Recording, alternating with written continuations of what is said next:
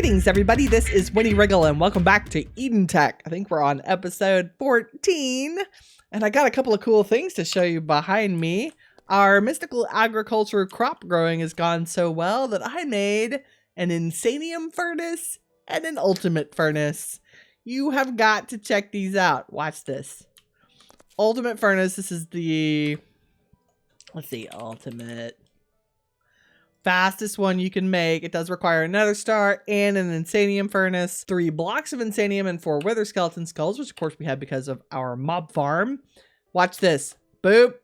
Cobblestone, an entire stack. Shorter than it takes me to tell you that we just got an entire stack of stone out of it. I love this thing.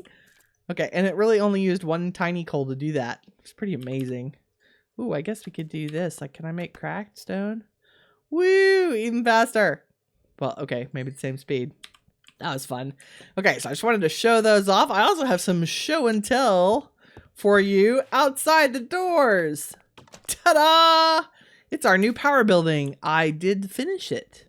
So it's got a little bit of that kind of French Quarter old late Victorian France thing happening. Mostly because I use some of this wrought iron underneath for edging, as well as lanterns coming down. It's kind of an odd shape, but there's a reason for that, and I'll show you inside. This is where we are going to build our reactor. Ta-da! And you're like, Winnie, why is the reactor on the ceiling? Or up near the top of the ceiling? Yeah, it's going to be up there. The reason for that is as soon as we've had our reactor running for a while, it'll create the components we'll need to make ludicrite blocks. And once we have some ludicrite, we can make a turbine to help generate more power using steam, using the output of the reactor. So the cobblestone outline on top is for the reactor itself. It's just a 9x9, 3 blocks high inside. So there'll be a solid floor and a solid ceiling and solid walls. And then the turbine will be a tall structure underneath it. I don't know exactly how tall yet. We will figure that out when we get there. But this is a configuration I've got from my good friend Ken Barbie, who makes these all the time in his worlds. He's not a YouTuber yet, but maybe we could convince him to be one. Haha, Ken, shout out. Okay, so in order to build a nuclear reactor, we are using the Extreme Reactors mod. And so we will need to build both reactor casing.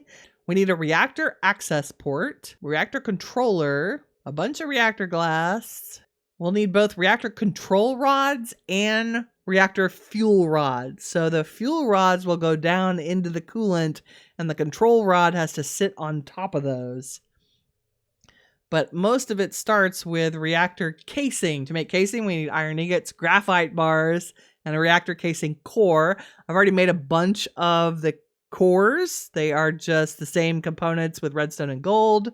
And I went ahead and created the graphite plant from Mystical Agriculture to help with our graphite supply. So if you look up here, yeah, I got a bunch of graphite essence, 2,500 graphite bars. That'll be enough. We're in good shape there. So I'm going to make probably 2 stacks of casings. Maybe 3. Let's make 3. Do I have enough to make 3? Sure.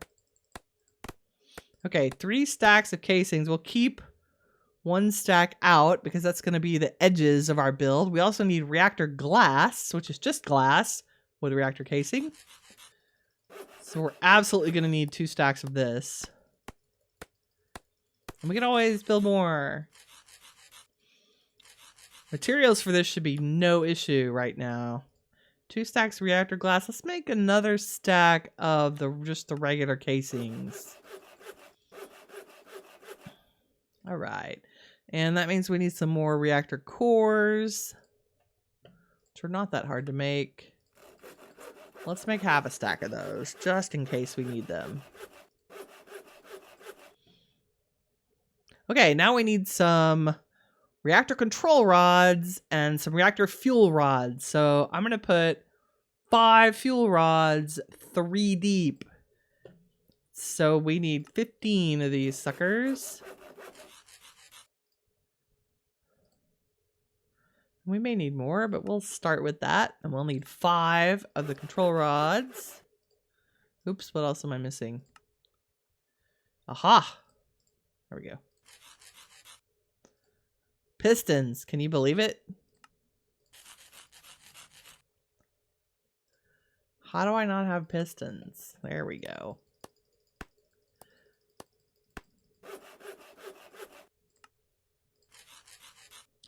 Five reactor control rods, 15 fuel rods. We need a reactor controller. We also need a reactor redstone flux power tap. That way we can get power in and out of the reactor. That'll be very useful. So we have our controller, our power tap, and an access port. I think that's everything we need. Let's go try to build one. Woo! Oh, also, in order to cool our reactor, you have a number of options for cooling. You can use liquid ender pearl, so enderium. You can also just use water, although it's not as efficient. But one of the best coolants you can make in the game is gelid cryotheum.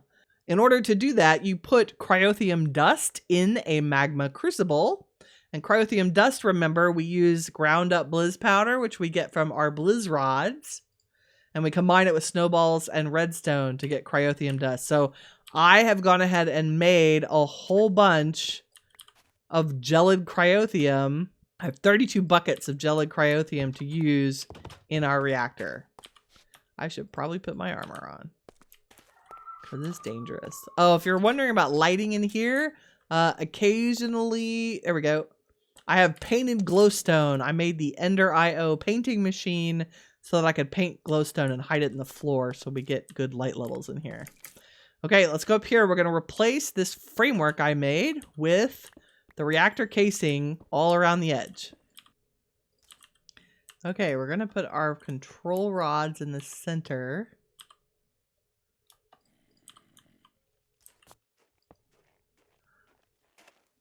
So a fuel rod in the center with the control rod on top. And we're going to do that. A little 5 pattern. Oop. 2, 3.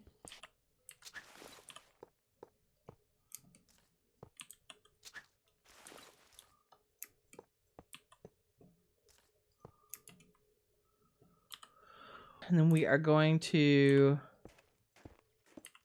cover the top in glass. Reactor glass, not just regular glass. Oh, we need to put our coolant in first. Derp. So, reactor controller.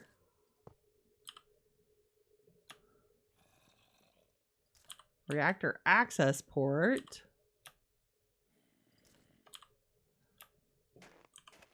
And power tap. Which I think for now, let's put the power tap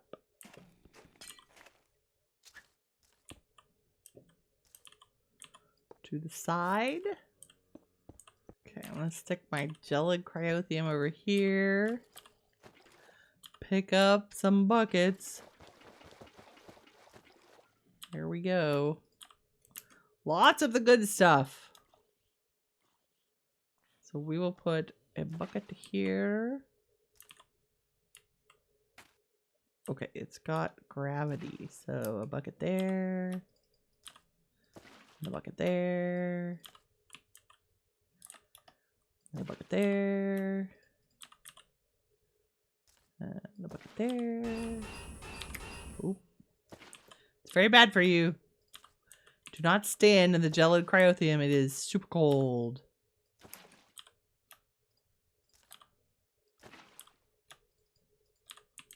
Oh, we might have to make more.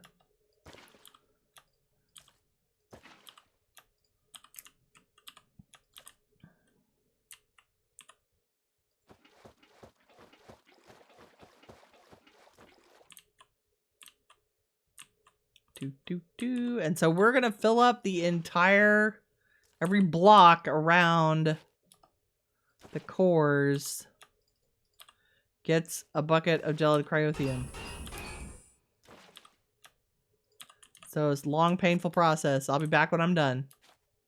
And we're back with a frosty reactor behind us. So I filled in all of the empty spaces with the gelid cryothium. You can tell it's very cold. Look at the snow on top. We also put the reactor glass in all those empty spaces. And we can tell on our reactor controller. So I activated the reactor by pushing the green arrow. And we're doing pretty good. The heat's okay. Our energy buffer's already full. It's only 1,000,000 RF. So now we need to set up a way to send all of this glorious electricity being made over to our draconic evolution energy ball in the sky. So let me set up a little bit of the wireless system for that, and I'll be right back. Okay, we're back with our trusty crystal binder in hand.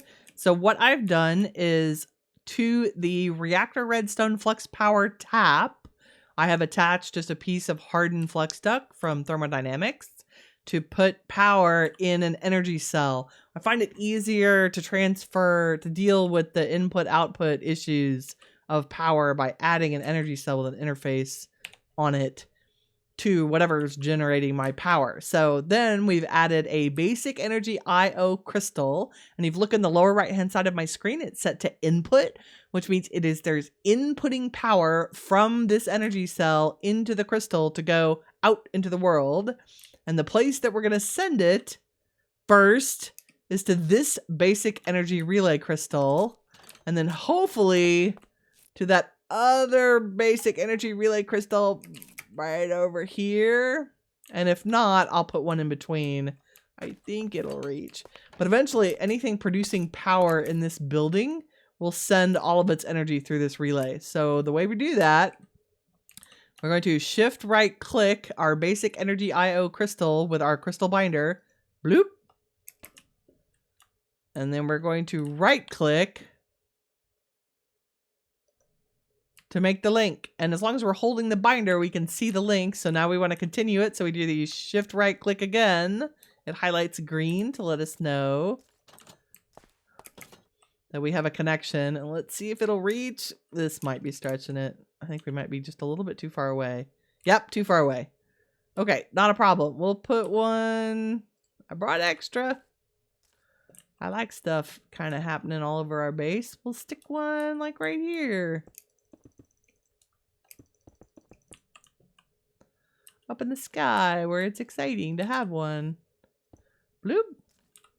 Okay, let's see if that's close enough. Now, remember, we've still, see how that's still glowing green? It means that's still connected to this binder. So if I right click here, yeah. Then we do the same thing. Shift right click. And then right click. Yes, we have connection. And then I think all I need to do, oh, and there it goes. You can see the power. Sorry, I should go sleep so we can see this. Ha. With the snow, it's a little tough.